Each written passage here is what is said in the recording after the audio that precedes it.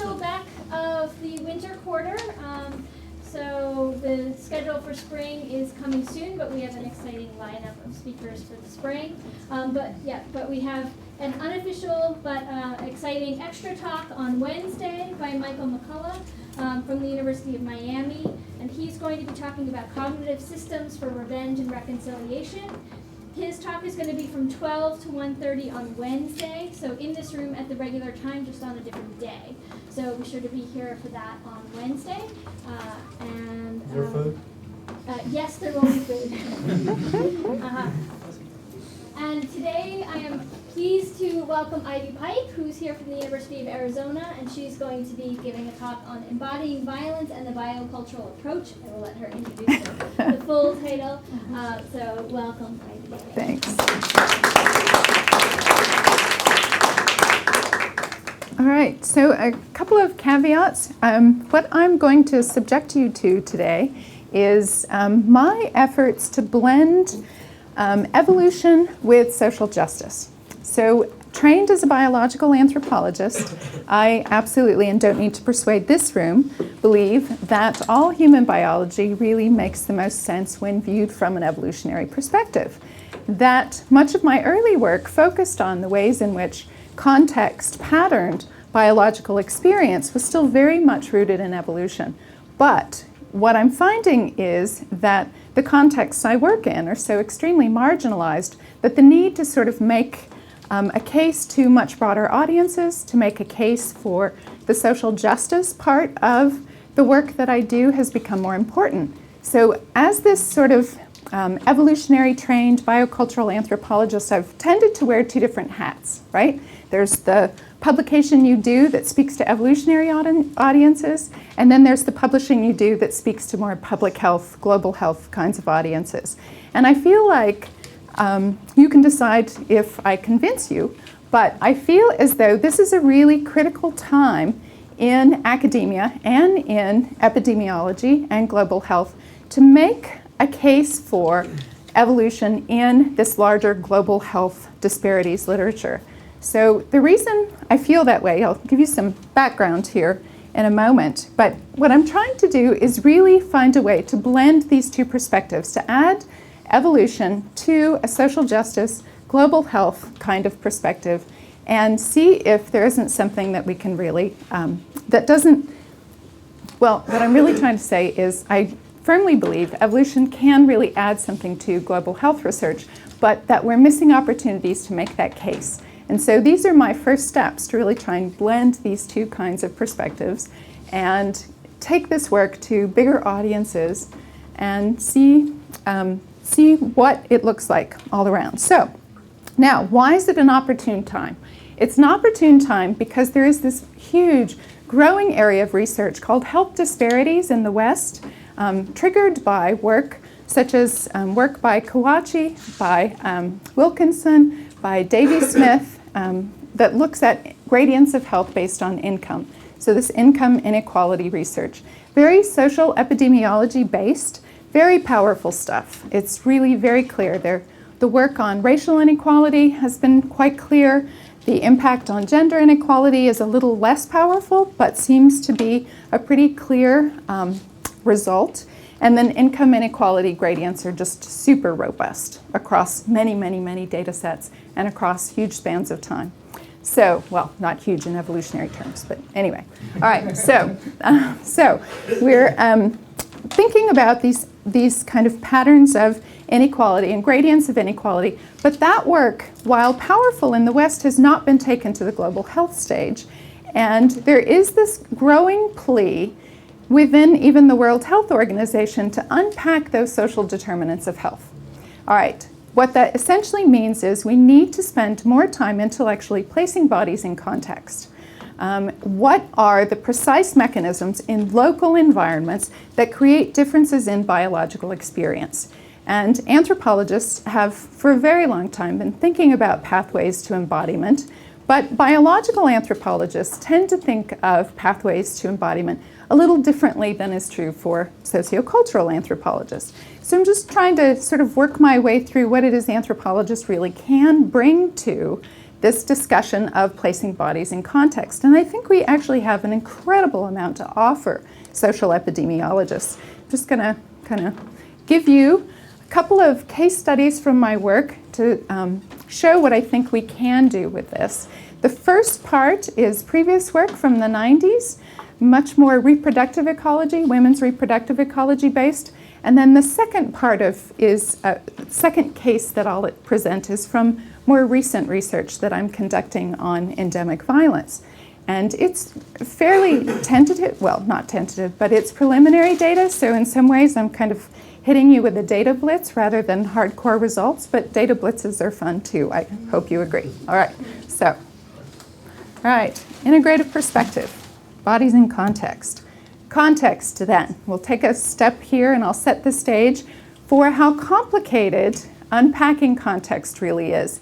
And I think, I know biocultural anthropologists have a lot of tools at hand to make some sense out of how we operationalize context.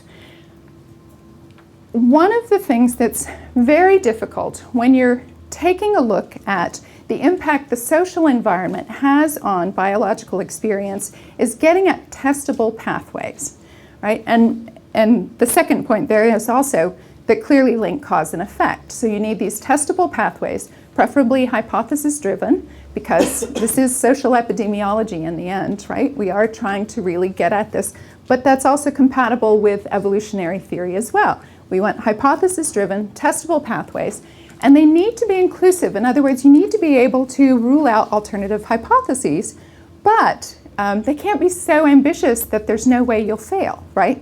Because of course, the social environment always matters when it comes to biological experience. So crude variables like poverty always link pretty clearly to biological variation, but what is it precisely about poverty that in fact creates that difference, that variation, right? And we have tools that we can use to, in fact, create and understand subtle variations there. One of the things that biological anthropologists have really worked hard to pioneer is getting at those endpoints that sort of, if you're trying to understand cause and effect, then one of the things that's really useful is to use biomarkers to be sure you have a clear sense of biological variation. Now, why do biomarkers help? For obvious reasons. They help us get a handle on the different kinds of biological variation present in a community. There are other reasons too. Sometimes you can use them in ways that allow you to understand difference before a pathological outcome occurs. So there are biological anthropologists working on setting up a biomarker protocol for differences in hormones that allow you to understand risk prior to actually getting to the point of cardiovascular disease. So these sort of biomarker differences can really help. The work I'm currently conducting, we don't have hormonal analyses, but the biomarkers we use are anthropometric. So we're using nutrition, and we're using, it's mostly nutrition and then some anemia tests as well. All right. So there are other reasons why I think, well, operationalizing context is complicated, but there are ways in which this sort of blended evolution, global health disparities mix has complementary approaches. Evolutionary biologists are reasonably comfortable with populations as a unit of analysis, and populations are really very important from a global health perspective. You really want a sense of broader community well-being, so it's quite complementary. But one of the things that becomes quite challenging is how do you acknowledge one death, right? So for social epidemiologists, every single death matters. From an evolutionary standpoint, every death matters in terms of survival. But we have this sort of mix of what's risk, right? What's vulnerability? Who's at risk of dying, if we just take death as our crude indicator? And that is no small challenge for an evolutionary biologist, but it's also no small challenge for an epidemiologist. And in fact, there's just this lovely, simple article by Feinberg and Wilson in the New England Journal of Medicine, where they essentially try to understand, well, they make a case for the fact that there is no way to really unpack vulnerability to disease unless you have a sense of place. Where is it people are from? What has their biosocial experience been? What's their ancestry? And can we link that to molecular epidemiology? So in other words, they're essentially arguing that, and do say, the holy grail here is carefully situating communities and then trying to understand the individuals who are at risk of death due to infectious disease versus those that, despite all the evidence, wind up surviving anyway. And so that this complex web of risk and vulnerability is something we are required to unpack. It's not simple. It's the holy grail, all right? And in my worldview, ethnography is a central part of how we create, how we understand what they call biosocial realities. These biosocial realities of place and space and ancestry. And so ethnography can really be one of those tools we use to really contextualize vulnerability or resilience. And then that's my sort of second point. And I know that there are at least two of you in this room who spend a lot of time thinking about this, but one of the things that's so interesting to me is the fact that in the communities I work in, all the odds are stacked against them, and yet mortality rates aren't 50%, right? And people still survive in these incredibly difficult environments. And so, why and what? And biology doesn't answer every single one of those, but it can tell us a lot of interesting things, and so can ethnography. And so that's sort of the place I'm spending a lot of time thinking about right now. Why is it that some people thrive despite these incredibly difficult circumstances? Okay, here, you all probably don't need to be persuaded, but it's fun to walk through your general arguments anyway and get feedback at the end of the talk. All right, why evolution? And this, I think, one of the things I really believe strongly is that those who are trained like me in this more sort of biocultural human biology approach, we have historically life has been simpler by wearing those two different hats, speaking to a public health audience or speaking to biological anthropologists or evolutionarily informed types. And we don't tend to even kind of help bridge that gap for our students. And so one of the things that I think is really important is that we all believe that responses are linked to the environment. We teach that evolution occurs as a result of the environment, right? So evolution is in fact strongly linked to physical environments. And we somewhat hint that it's strongly linked to social environments as well. But sort of putting those two variables together then is really reasonably important. We know that the responses to adverse environments are patterned by our evolutionary heritage, right? They are also patterned by our early life experiences. And here life history theory is one of the more powerful ways I think we can imagine biological responses to adverse environments. Life history theory and developmental plasticity. So I'll start with life history theory first. And I think one of the most robust approaches there is to think about the lifespan perspective. Are there trade-offs? Trade-offs are really something that almost every epidemiologist and every global health specialist can get their head around, right? Something that happens early in life may keep you alive, right? But it may have consequences downstream. Now, global health researchers don't call it that, they call it lifespan biology. But I think if you add the theoretical component, the predictive power associated with life history theory, that there are some interesting, more robust predictive powers embedded in that, rather than just saying early life experience, lifespan biology, what happens to you early in life accumulates over time, right? So life history theory, nice, interesting, powerful. I can give you other examples as we sort of go along. But then the other really powerful tool that we have in the evolutionary arsenal is this developmental plasticity. That responses to adverse environments are most vulnerable during these critical periods, these critical windows of growth and development.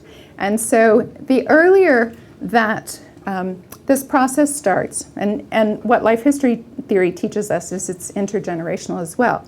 So does the work of Barker and Meany and all of the people focusing on early life experiences and later vulnerability to disease. So developmental plasticity, very important, and a very important mechanism for tailoring, if you will, biology to an adverse environment. What gets tricky is thinking our way through whether or not this is a functional response or a pathological outcome. So the sort of discussion of pathology versus functional response is one of the most loaded discussions that global health researchers and evolutionary types tend to have.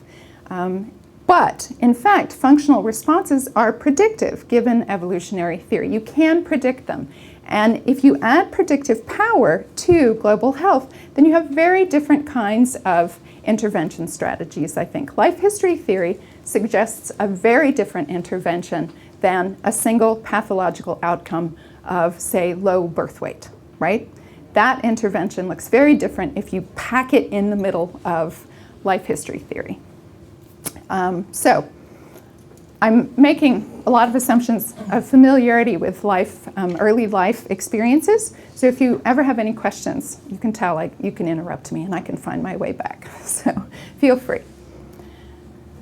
All right. Now, I take those ideas, this sort of life history theory, developmental plasticity, and I link them up to what Locke and Coffert have called local biology. It's a commonly used concept in medical anthropology, but I think it's a really useful one. It's essentially a shortcut way of thinking about local responses to local environments. And that's something I think that anthropologists do quite well. The possibilities of those responses, as I've just suggested, are shaped by evolution. That in fact, growth and development, which I didn't mention in the previous slide, but growth and development, what we know now, which is so exciting, this literature is just so much fun to read. We know now that growth and development actually requires cues. So regulatory genes require cues from the environment and about the quality of the environment for expression. And this sort of epigenetic mechanism is so exciting because it means that, in fact, we really do respond to physical environments, social environments, nurture, care, touch, right? All of those things wind up mattering in the expression of genes. So there is this sort of tailoring to local environments that we have a chance to capitalize on as biological anthropologists. So, nice little pictures of Turkana, which I'm told this is a sophisticated audience to give Turkana lectures to, which makes me happy. I don't have to sidestep. So, all right, so local biology is sort of my heuristic device. Now, we start with the first example, part A. What I'm going to do is talk through gender roles for the Turkana and link that up to biological experience, sort of the local biology of women's reproductive health, if you will. And I'm going to draw on senior collaborators' work from the late 80s, early 90s, and I'm sorry to say no human reproductive ecology research has been done since the mid-90s, which is a shame. Love to get some of that work done again in this, unfortunately, more violent context that's going on now. But it's just really interesting and it's fun to share, so I'm sharing it. All right, so women are very important in the process of livestock production, but gender roles are really crafted around the notion of women as moral authorities. On the surface of it, it looks like women as property because so many animals are exchanged. Turkana historically, I'm not sure it's true. We haven't talked about bride wealth, have we? Anyway, so the Turkana historically have had this, one of the highest bride wealth exchanges of any of the communities in northern Kenya. Probably still reasonably high compared to the other ethnic groups.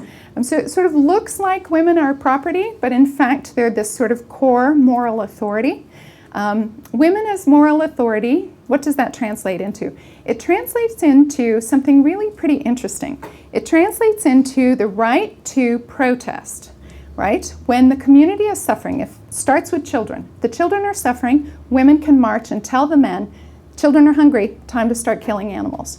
If then the younger women are hungry and everyone, women and children, are foregoing food, then it's time to tell the men, no, now it's your turn to go hungry, start killing the animals. So they can, in fact, sort of regulate the community well-being through these protest marches, through these protest efforts. And they've used it to their great benefit at times. They've launched peace marches a number of different times. It hasn't created generalized peace, unfortunately, but they do march and they do sort of use that moral authority in important ways. It's important to note that the most morally responsible are the eldest women.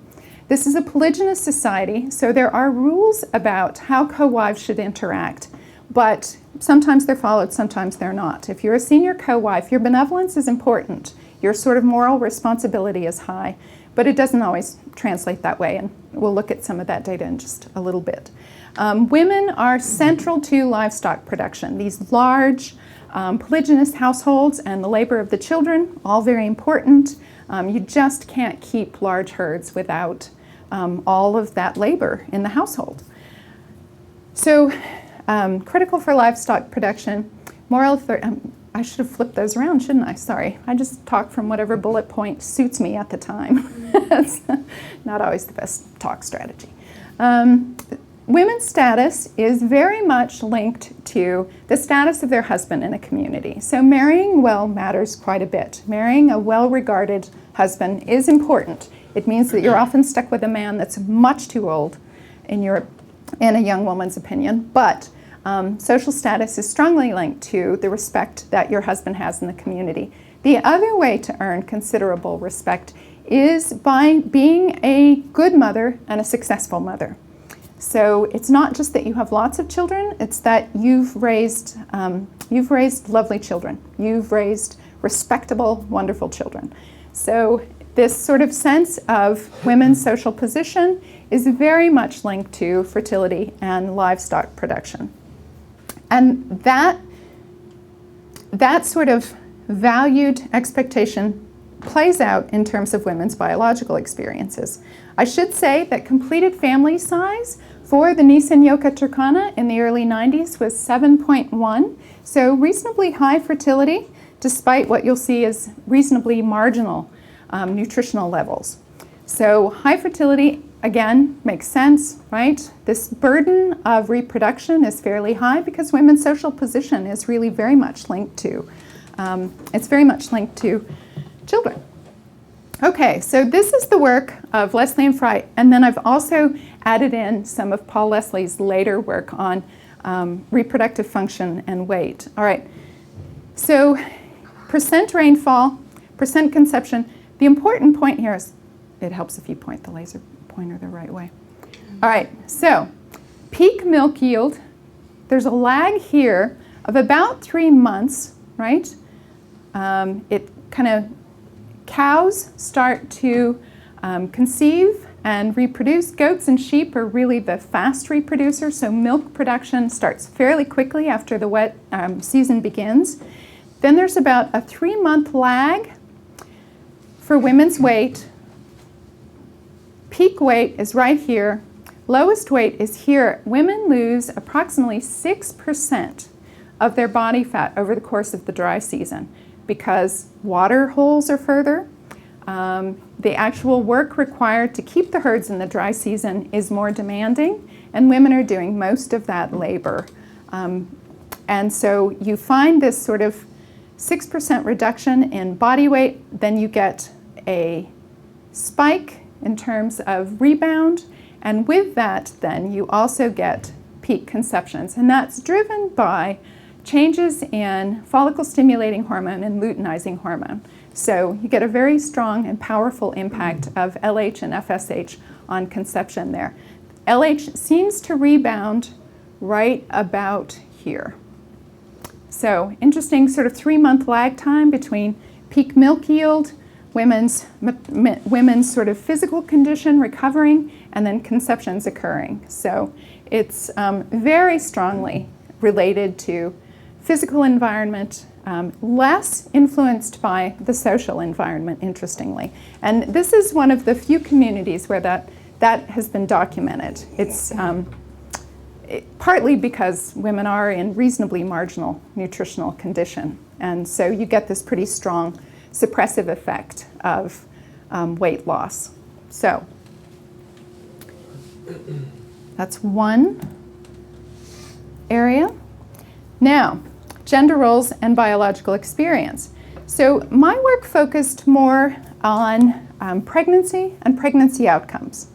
And part of what I wanted to understand was weight gain and birth outcomes.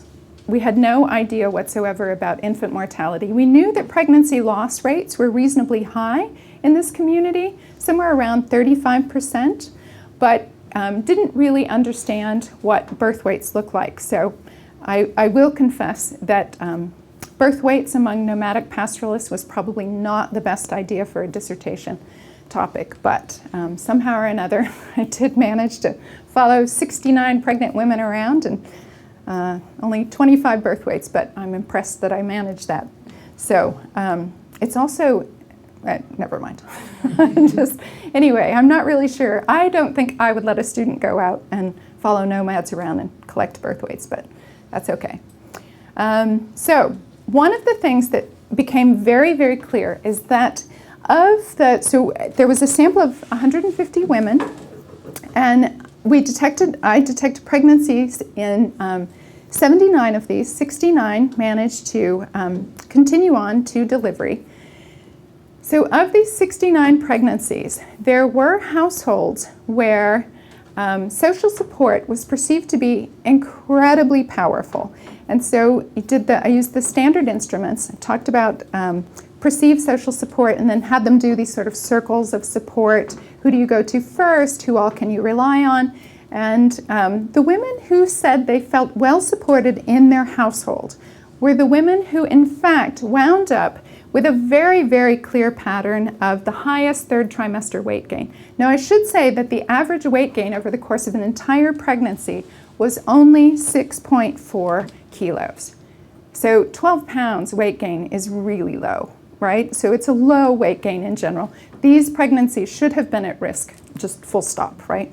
It didn't totally work out that way. But being able to go ahead and gain weight in that final trimester of pregnancy was absolutely most strongly predicted by having a supportive household. And what that meant was harmony among co-wives. Or the alternative was a very responsible, and they use this word time and time again, a very responsible mother-in-law. So your husband's mother was there to help, full stop, right? So those two things were what drove women feeling as though their households were supportive. And if you had one of those supportive households, then you were 1.8 times more likely to give birth to a normal birth weight baby, irrespective of how much you gained during pregnancy. So really powerful predictor of outcomes there. When you interview the elder women, and I did lots of key informant interviews and then also all the women in the households, just to get a sense of variation in the experience of each household. And you can do that when you only have 69 pregnant women.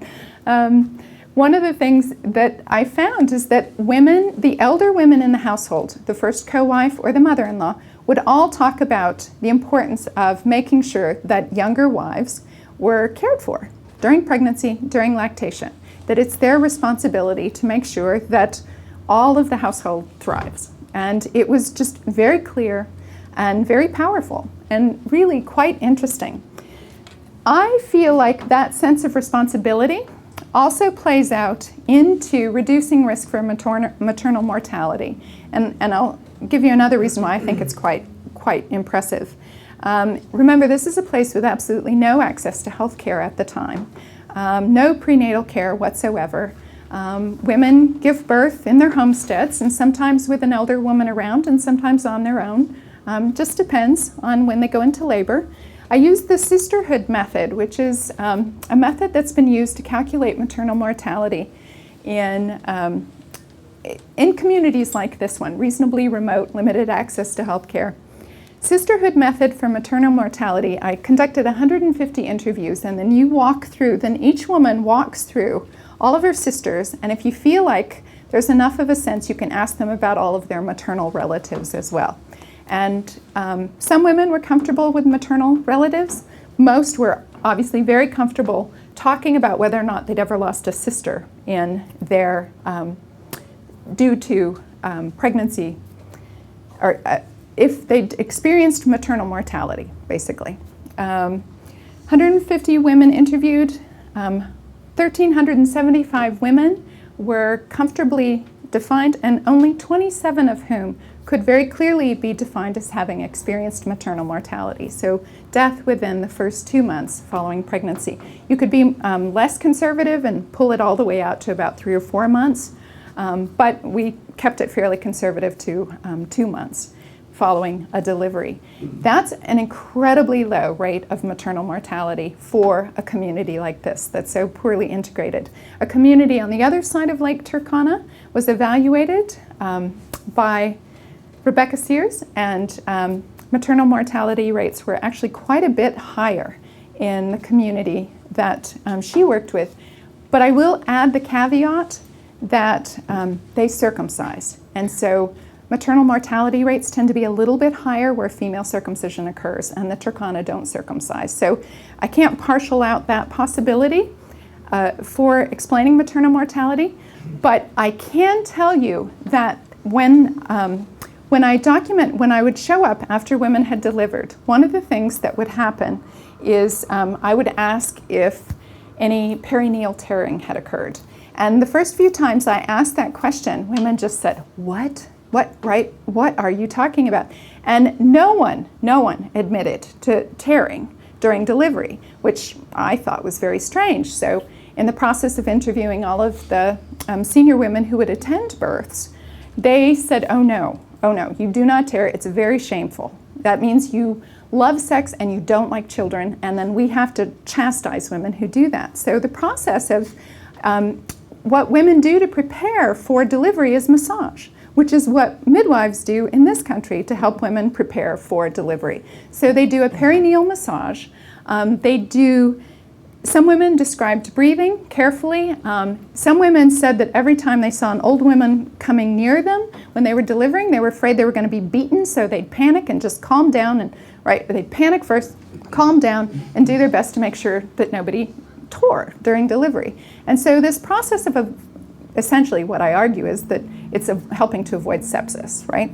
It helps with hemorrhage. It helps with all kinds of things. And so there's this whole package of moral responsibility that comes with childbirth. And as a senior woman, you're responsible for making sure a woman doesn't tear, even if it means you need to help stretch the perineum, even if you need to sort of work gently to get the baby out. And so there's this whole package of birthing and moral responsibility that I think assists with maternal mortality. I can't tell you precisely the impact of female circumcision, but I wouldn't discount it. It's obviously very important. All right, so gender roles and biological experience. All right, part B, my more recent work. This work, and this is more the data Blitz part. We've just collected the final round of data. I have a co-PI, Belinda Straight. She's worked with the Samburu since the early 90s, and my work is with the Turkana. We have a postdoc named Matthias Osterli who've worked with the Pokot. So there are these 3 ethnic groups in northern Kenya, southern part of the nomadic zone. 3 ethnic groups who all fight one another, and we wanted to take a look at what's happening to livelihoods, what's happening to community health as a result of this endemic violence. So this project in and of itself speaks to it speaks to public health and social justice quite easily, quite readily. That part's not the issue. The harder challenge for this project, for me, has been to incorporate the evolution. And I'll talk about steps that we'll take to make that happen in the future a little later. All right, so here's the basic design. We have 3 ethnic groups.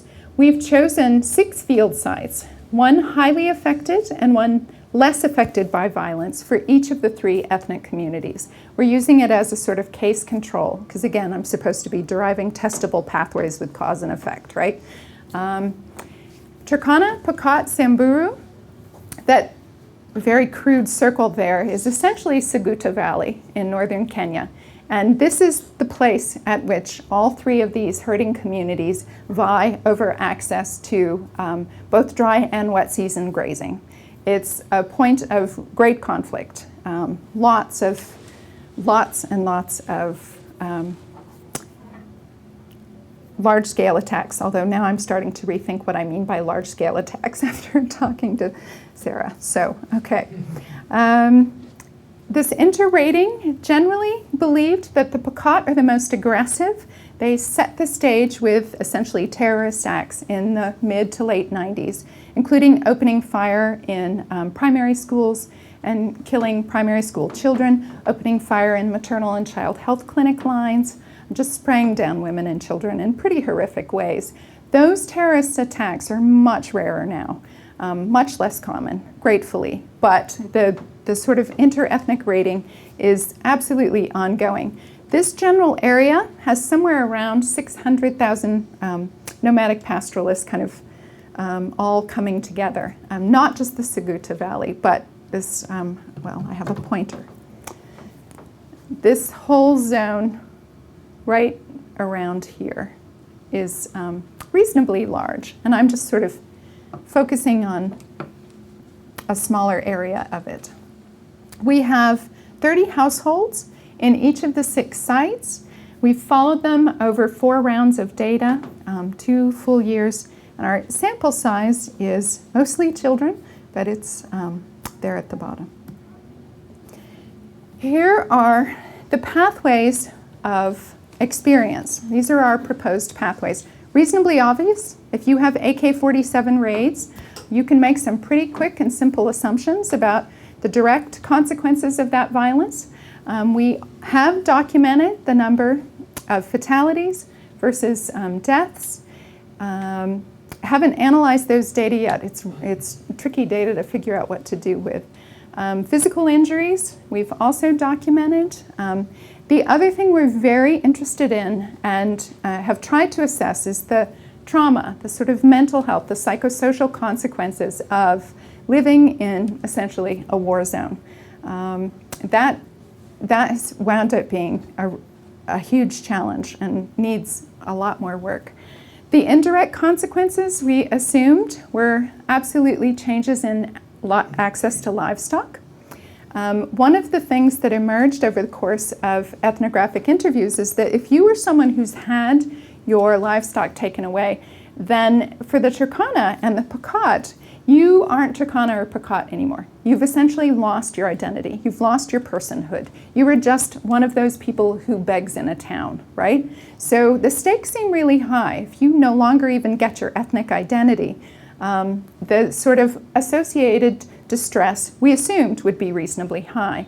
And there's some evidence that will probably be true. The actual fear of impoverishment versus literal impoverishment was also believed to be a potential distressor.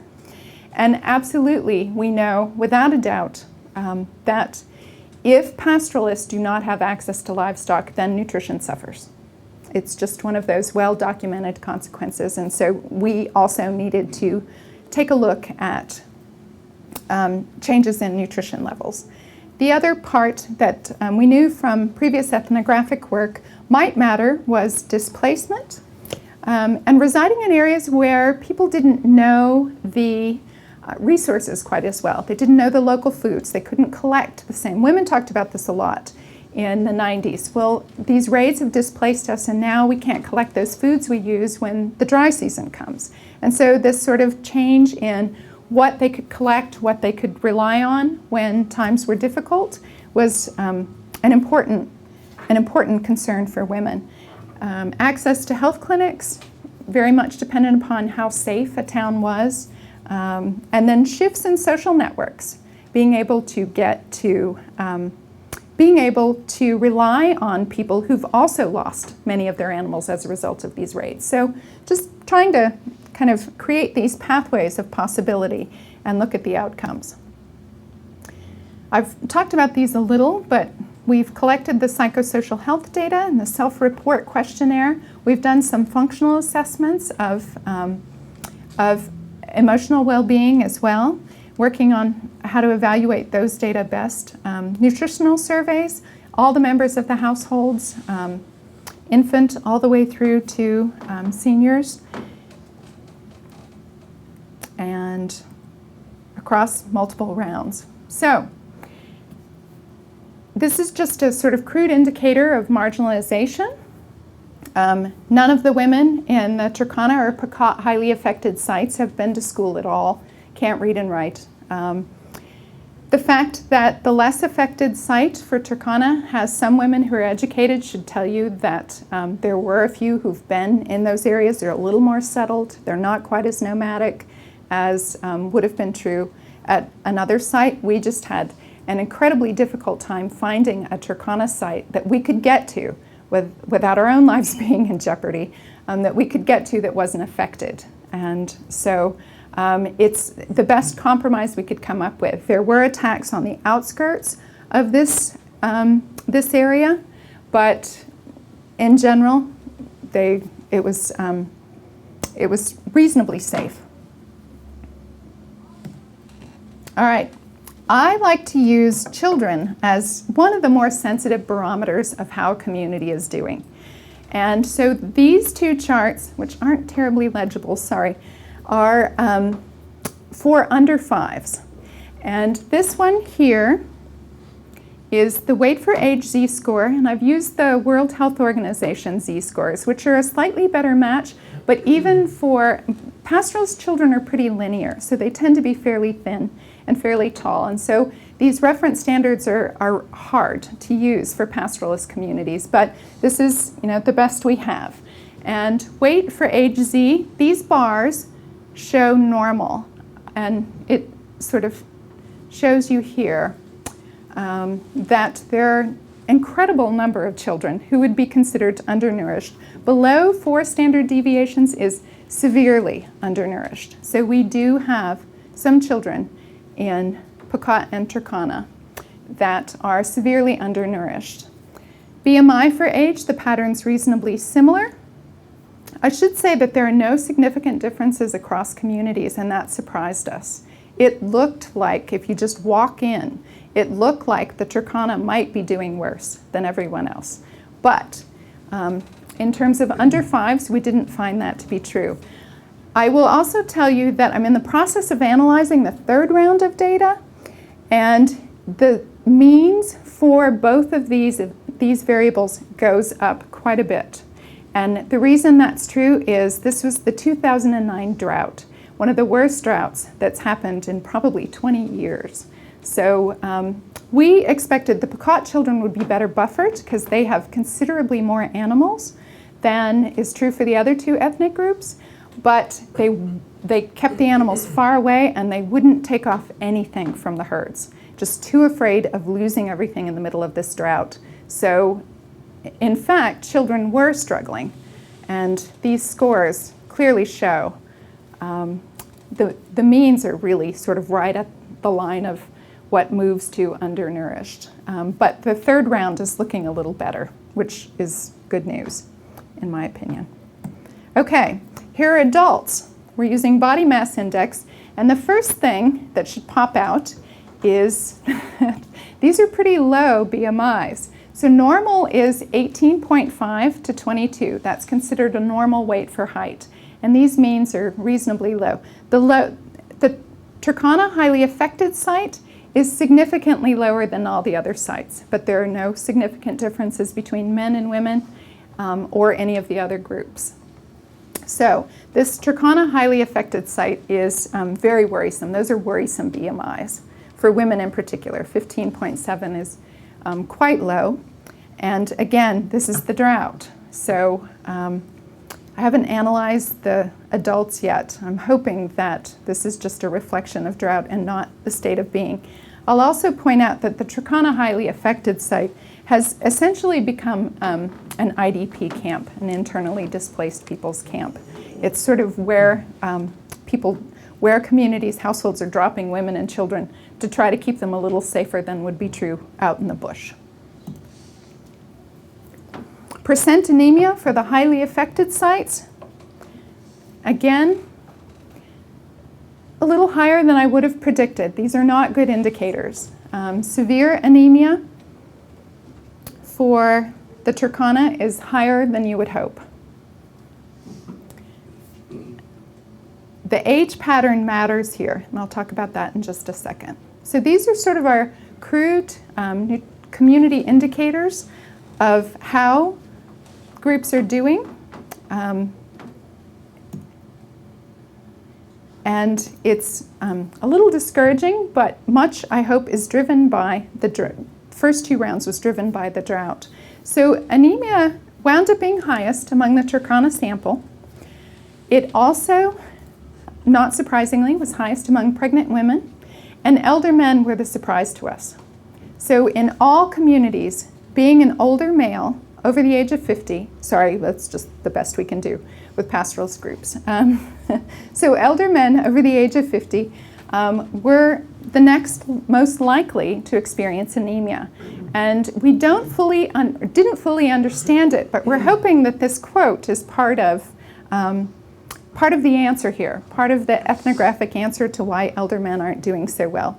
And in fact, Turkana men expressed repeatedly in interviews that they really felt like if we're sending our young men out to protect these herds, if we're sending our young men out with guns, then how is it that we stay home and eat the animals, right? So there was this sort of sense that they should be making bigger sacrifices toward community or household well-being, which we didn't expect. It's also true that drinking among elder men is reasonably high, which also interacts with anemia. So definitely more we're exploring on that front. And here, from the evaluation of the qualitative data, we can say that livestock holdings have gone down quite a bit since the early 90s. And it looks different if it's caused by raiding. Everyone in all 3 ethnic communities suggested that even if you only have 1 goat left, if someone comes and takes all your neighbor's animals, you give them some milk. It's just part of what you do. It's not your fault if someone came and stole all of your animals. You aren't responsible for that. If you take your animals someplace and they die because of tsetse flies, or if they die because of some other infectious disease, then you're a bad herder. But if you lose all your animals at gunpoint, you're not a bad herder, which we didn't expect. We found that really interesting. So you have to help if you lose due to raids. If you're just a bad herder, we don't have to help you anymore. In all 3 communities. All right. Although I will say Pekot didn't admit to anyone being a bad herder. Just you always help. That's what they would say. All right. Turkana emphasized the hunger associated with these raids. That's absolutely the repeated theme. And these were quantitative assessments of the interview data. Raids for Samburu were the most distressing part of day-to-day life. And for Pekot, livestock, changes in livestock, how to keep the livestock safe. That's what women and men both talked about. So really interesting sort of, even though the biology isn't different, the perception of what's disturbing is different among the 3 ethnic communities. Okay, so here's the wrap up. This blended approach. You can tell I get a little bogged down in the ethnography, so it's really good for me to sort of step back and say, yes, ethnography is a very robust approach to unpacking and understanding context. Time on the ground, talking to people, being there, right, can really help you get a sense of the nuance of context. It can help you craft the research design, all of our direct and indirect consequences, those hypotheses that were driven by direct and indirect consequences, were based on almost 20 years of ethnographic experience in this area. Great, you can design a research study based on this.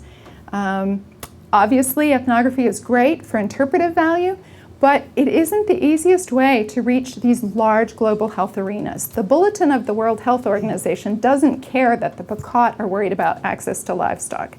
They care that Pekot children are growing at whatever rate compared to the past, right? So this sort of tension that on the surface looks like qualitative versus quantitative is bridgeable, but we have to find ways to do it, right? So context matters. Reaching those broader audiences is something that I think, it's something I think that medical anthropologists are really struggling with. How is it you take this very contextualized data and put it out there for bigger audiences to see? And this is part of what we're trying to do with this project, sort of an ethnographically driven epidemiological study. It's been a real challenge, I admit. We get bogged down in those ethnographic details, and I will admit that each anthropologist who's affiliated with an ethnic group sort of fights over who's suffering more, right? I'm sure the Turkana are suffering more than the Samburu or the Pekot, and Matthias is convinced the Pekot are really suffering. So we have these sort of anthropological biases that we have to step away from. And it really is an important next step to take this work, take what we can contribute to context to much broader audiences. I would also argue that, as I said at the beginning of the talk, that trying to understand these pathways of functional response is just as important as pathological outcome, but in some ways neither of them matter as much as making sure that the intervention strategy that you develop is right, that it really does achieve its goal. And global health research will always be keen to get that right. And I think the more robust we make our outcome data look, this sort of hypothesis-driven results, the more robust and the wider the audiences we target, the more likely we are to have a say in whether or not evolution gets included in any sort of intervention strategy. I know that sounds crazy, but I think if, as I say, evolution does have great predictive power, then predictive power should be what we incorporate into these public policy discussions, these interventions, if you will. This project, the part B that I've just described, has emphasized the context a lot, but the direct tests of plasticity are not there yet. So the next step really needs to be to take what we've managed to do with context and these hypothesis-driven pathways and link them up to variation in plasticity. And that's, we don't have those data yet, but that's sort of the next obvious step. And I think it speaks to why so many of us just wear two different hats. It's because it really is hard to do a really nuanced study of context while still very carefully testing evolutionary pathways. I think human reproductive ecology is one of those areas where the connections are a little easier to make, like in the work of my senior colleagues, Paul Leslie and Mike Little, but it's still, it's a bit of a challenge. All right, I have people to thank. Great team. We have 3 different teams of Pekot, Turkana, and Samburu research assistants who've just been fantastic. And we lost 2 of those research assistants to HIV/AIDS, and just in 2010. So I feel like I should give them a special nod because it's alive and well in northern Kenya too. All right, I will answer all questions.